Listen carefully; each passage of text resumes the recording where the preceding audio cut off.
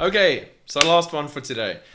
Tomorrow I'm hoping to do a Hebrew word for the day. I have been asked to cover the word Elohim by one of our brothers, and I will be doing that in depth. And tomorrow we'll also look at the 23 coincidences related to 923 TW Tram. And we'll go through those and his latest article on that. Pop over to Season of His Return. Check it out. Our brother always has amazing things to share. But today, what I wanted to share with you from my heart is a little picture that I see regularly because I have cats, not dogs. I have 4 cats. And I get to watch their behavior and experience their love and all these things in so many ways. They're absolutely amazing and they enrich the lives of me and my family. So there's this thing that happens. My cats, well, here in South Africa, I know in some places in first world countries, you keep them cooped up in the house. They're not allowed to be free range. Our cats are free range. So they range or they stay in the yard or nearby. But over here in Africa, with so much animals, bugs, scorpions, snakes, spiders, all those things, they keep a lot of the danger away. So when snakes detect or sense that there are cats, they avoid that property, for example. And we have deadly snakes here. If a snake bites myself even, never mind my daughter, you're basically dead because it's a black mamba or a cobra or something that is deadly. 15, 20 minutes, you're gone. We don't have a hospital in my town. You drive an hour and a half to get to one. You're gone. There's no point. So there are always those dangers, but we trust in the Lord.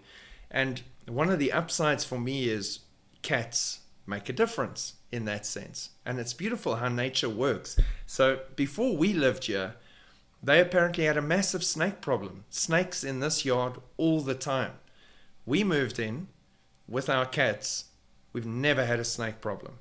We've seen our cats eat 1 or 2 small snakes, but we've never had a snake problem. They stay away from here. So there's safety. But the point I want to get to is cats will attack and play with and torture various other creatures, and that's not always a good thing. And a lot of times we rescue a lot of these little animals and let them go again. That's just part of being part of a cat family. But what I have seen many times, especially when it comes to lizards, right?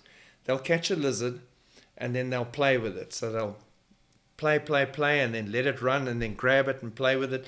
The more that thing runs, the more it's going to die and eventually get eaten.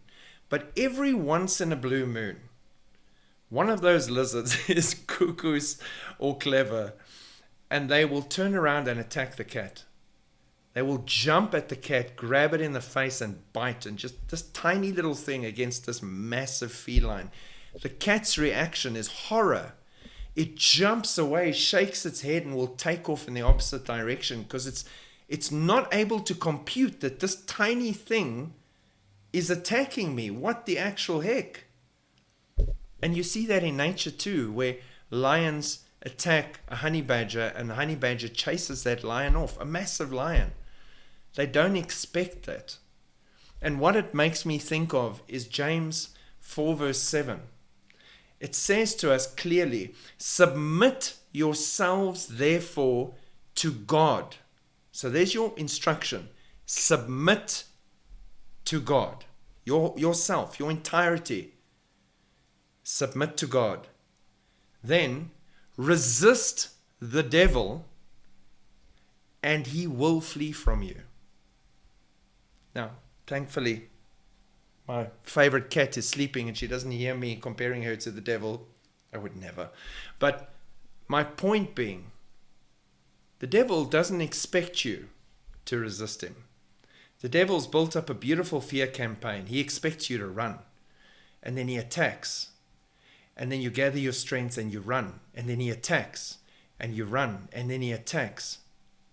But if you just submit to God, turn around, stand your ground, and resist the devil, he will flee from you, says the word of God.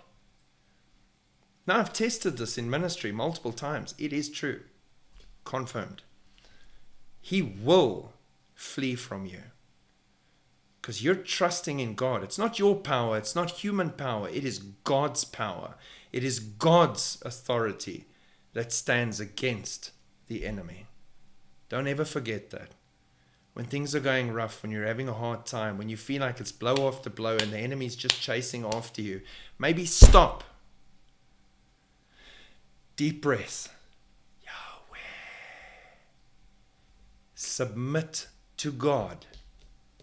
Resist the devil and watch him flee from you. God bless and shalom.